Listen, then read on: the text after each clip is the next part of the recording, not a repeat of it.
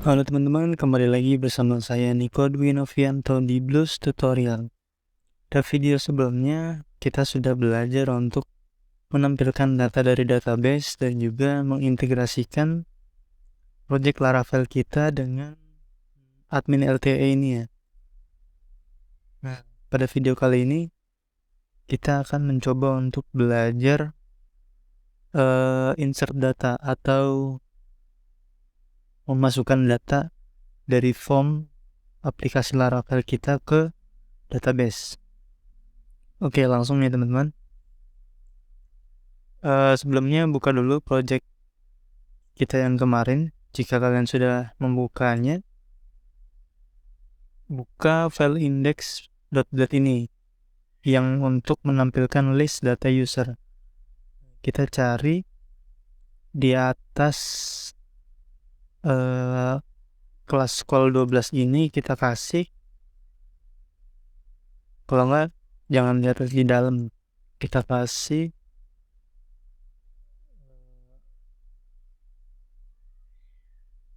kelas btn primary gitu ya kan, tulisannya tambah data. Nah, sekarang kita masuk ke buka file web.php-nya. Kita akan mencoba membuat root untuk form penambahan datanya. Kita bikin di sini create, gitu ya.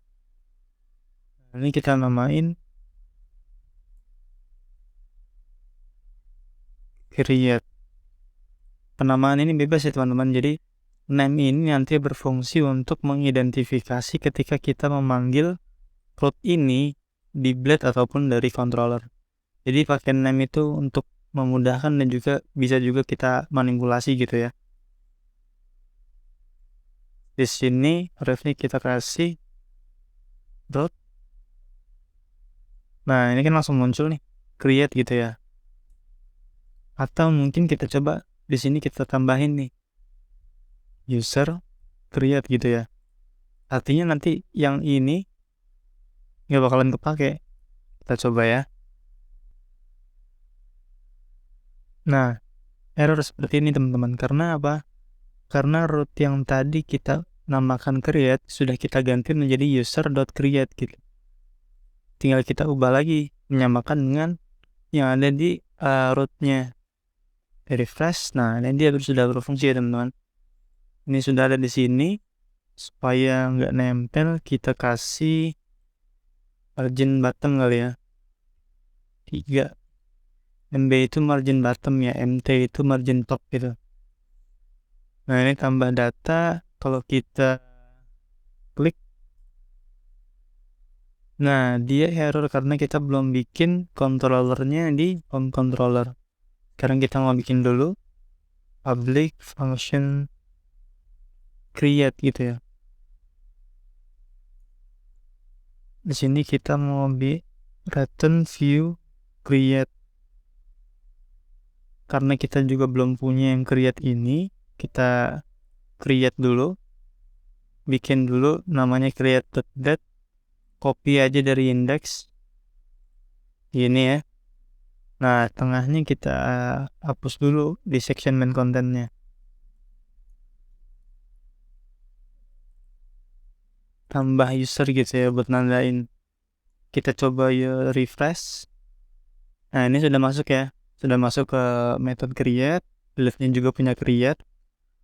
Ini tambah user. Tapi emang tengahnya atau kontennya kita masih kosong.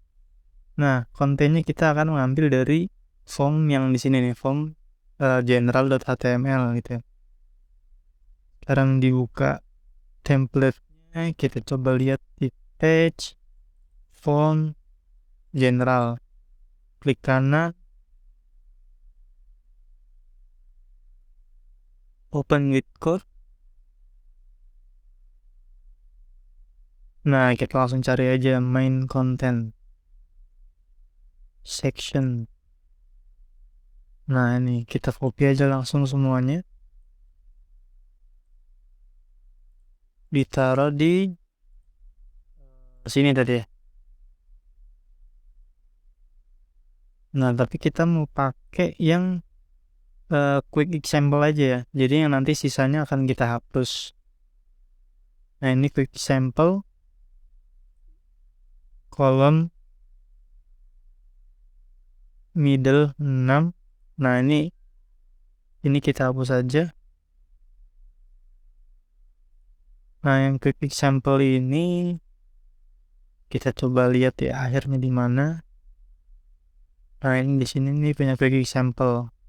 Berarti sisanya ini kita hapus aja.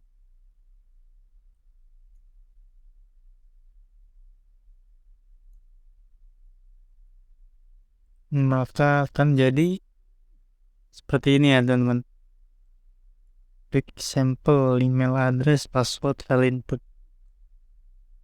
Nah, sekarang formnya kita ganti nih. Ini kita namain form tambah user. Ini email. Kita tambahin satu lagi nama.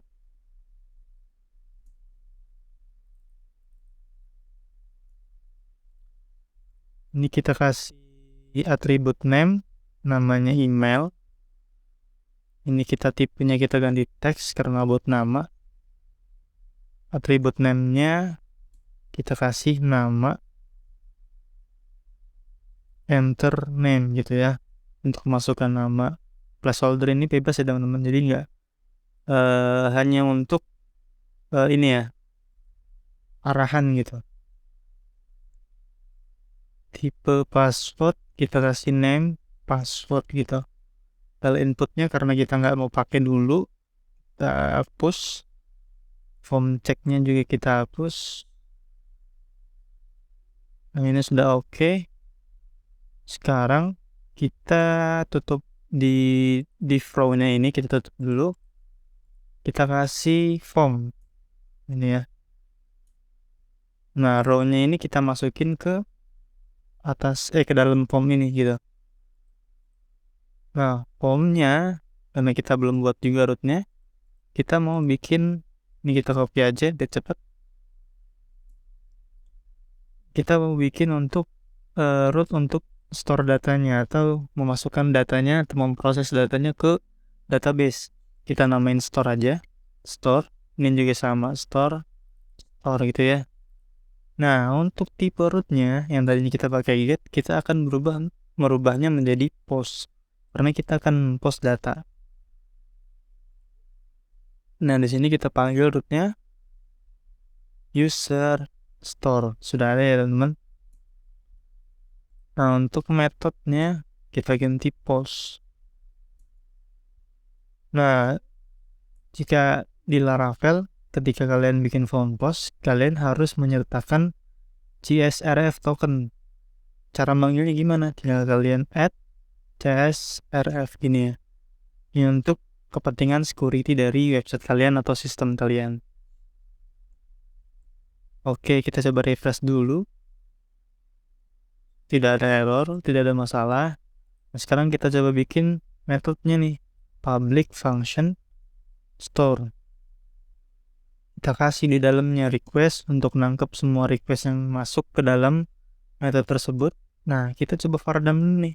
Masuk enggak sih inputannya gitu ya. Coba kita inputkan ya. tes@gmail.com. Ya, tes. Passwordnya 123. Kita submit. Nah, ini sudah dapat ya teman-teman. Nah, ini CSR token ini akan masuk juga ke method store ini karena ini juga nanti untuk security. Ada email masuk juga, nama dan juga password. Nah, sekarang kita akan mencoba membuat validasi di form input kita ini nih. Supaya nanti ketika user atau pengguna itu contoh tidak memasukkan password, itu akan muncul pesan validasi dari controllernya ya. Nah, sekarang kita coba panggil, kita bikin variabel dulu namanya validator. Nah, kita panggil validator, kita pilih yang ini ya, Illuminate support package. Kita make, kita masukin semua request all gitu ya. Koma apa aja nih yang mau divalidasi gitu kan. Tadi ada email gitu ya. Email validasinya apa? Required. Terus juga di sini email untuk sistem itu nanti ngecek apakah dia email atau bukan gitu ya. Lalu ada nama, kita juga wajibkan required.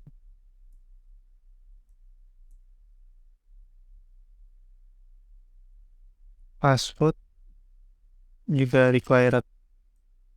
Nah, untuk validasi-validasi yang lain teman-teman bisa searching juga di dokumentasi Laravel ya. Jadi ada banyak macam validasi yang bisa kalian gunakan di Laravel. Nah, selanjutnya kita coba bikin if kalau dia validator is file, kalau dia gagal, validasinya gagal, maka balikin return redirect back.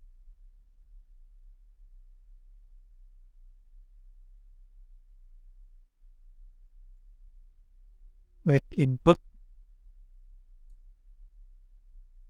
with error validator. Nah, jadi kalau validasinya ini gagal, maksudnya masih ada yang kurang di dalam validasinya, maka dia akan mengembalikan return redirect balik lagi ke halaman sebelumnya with input dengan apa yang dia input ditambah lagi with error. Nah, ini untuk mengirim pesan validasinya gitu ya.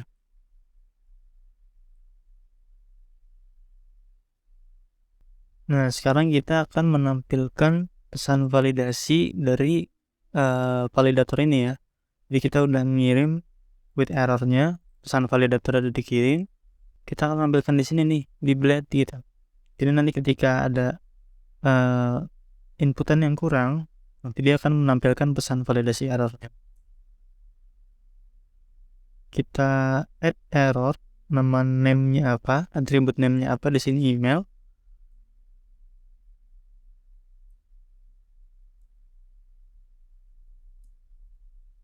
Kita kasih small, terus kurung kurawal, tutup, message.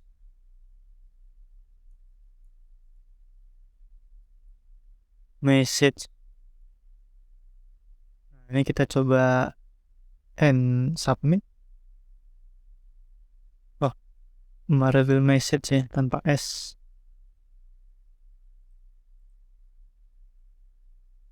Nah, ini the email field is required. Jadi pesan validasinya sudah muncul. Oh, ini ada validasi dari karena kita tipenya email, jadi langsung ada validatornya di inputannya ya. Nah, ini kita sekarang mau tambahkan ini, copy aja. Taruh di bawah. Ini juga di copy. Menjadi nama, ini password. Sekarang, kalau misalkan kita submit langsung, pasti ada pesan validasinya masing-masing. Nah, nama wajib diisi, email wajib diisi, password juga wajib diisi. Sekarang kalau misalkan kita isi semua, kan tadi kita belum bikin action apa-apa ya, jadi kosong. Karena validasinya sudah kelewat, dia nggak ke redirect halaman sebelumnya, tapi kita belum ngelakuin apa-apa nih, jadi ngeblank gitu. Nah, sekarang kita akan mencoba untuk masukkan datanya nih ke database. Kita panggil ticket start dulu. Data, nama fieldnya apa? Email, request, email gitu ya.